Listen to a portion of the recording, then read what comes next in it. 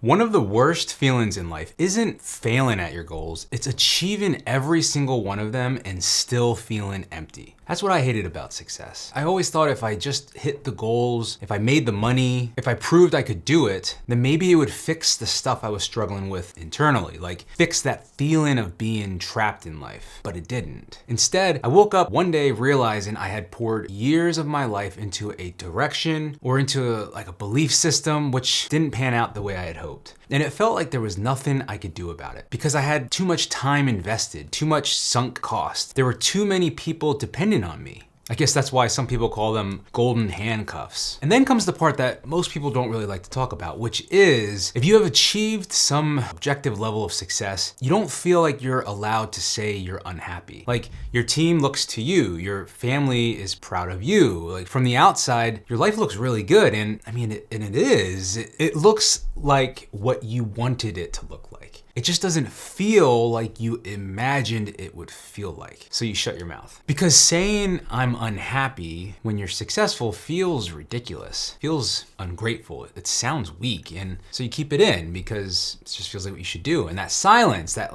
isolation, that's what actually starts to break you down. And that's how I think a lot of burnout starts. That's how resentment builds. And that's how success can quietly turn into a prison. And when I reflect back on my life, as a young adult, I didn't have any money. I didn't have any, stability. I didn't have options. Man, shit. I didn't have a clue at all in life. I felt trapped and so uncertain, and I hated that. So it made sense to chase after the things I didn't have. And I think that was a necessary part of my journey because as long as I didn't have those things, I would have always figured that was the reason I feel the way I do. And that is what I was missing in life. And I think there's a point in life where things are just so shitty and so chaotic that it's about survival, right? And this world, runs off money. So like it or not, it might be a requirement of sorts. And I almost think of it like stage one is when my life is just complete dog shit. I'm broke, stuck, unhappy. I can't pay rent. It's just not good. And then you grind. And if you're lucky enough and you work hard enough for long enough, you can get to this different stage where you've solved a lot of the fundamental problems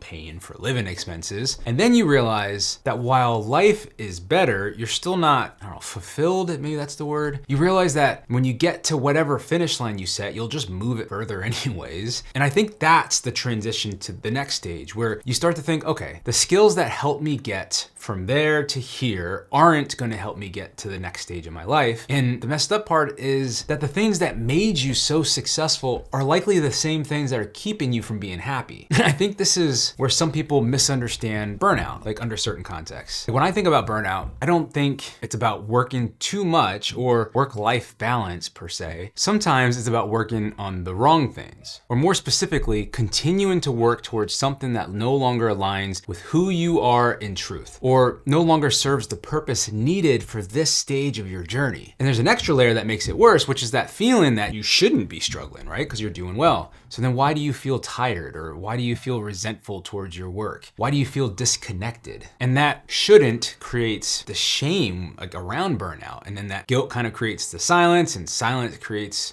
this closed loop where nothing ever gets addressed. But inside, something slowly erodes. What I eventually realized is that success becomes a trap when you expect it to complete you. Not because success is bad, but because external achievement can't fix internal peace or fulfilledness. And I want to be clear, I don't regret my path at all, because for me, I do think it was necessary, and I would choose this life over my old life all day. For me, the path was really, fix what's broken, achieve some sort of stability, achieve some minimum viable level of success by any means necessary, even if that means using a shitty fuel source, create that stability, like I said, build leverage without selling my soul, and then, I guess only then, use that space to pursue things that actually feel meaningful, maybe. The shift wasn't quitting everything overnight. I think it was, for me, realizing that success was never meant to define me. It was meant to be an expression of who I am, not a substitute for it. So I think moving into that next chapter for me required letting go of the version of me that was built around proving something, like that chip on the shoulder to prove I can do it. I had to let go of that version and starting to build a version that actually resonates internally with who I feel I am in truth. And that meant asking uncomfortable questions, admitting things I didn't want to admit, and accepting that changing direction doesn't mean I failed. It just means I woke up to what matters to me. So if you're watching this and you feel stuck inside a life that looks good on paper but feels heavy in reality, you're not alone. And from people I talk to, it sounds like this is actually a fairly common experience for driven, capable, ambitious people. It just doesn't really get talked about. So if nothing else, I wanted this video to say the quiet part out loud in case there is anyone else who has gone through a similar thing.